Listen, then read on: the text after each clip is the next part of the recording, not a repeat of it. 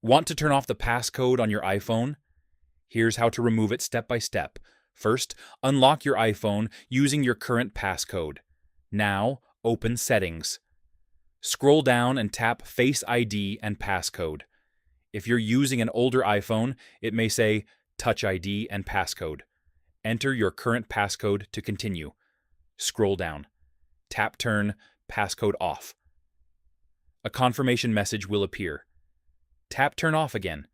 You may see a warning saying that Apple Pay cards, saved passwords, and locked apps will no longer be protected. To continue, enter your Apple ID password to confirm your identity. Tap Turn Off. Finally, enter your iPhone passcode one last time. And that's it. Your iPhone passcode is now removed. If this helped, like the video and subscribe for more iPhone tips and step-by-step guides.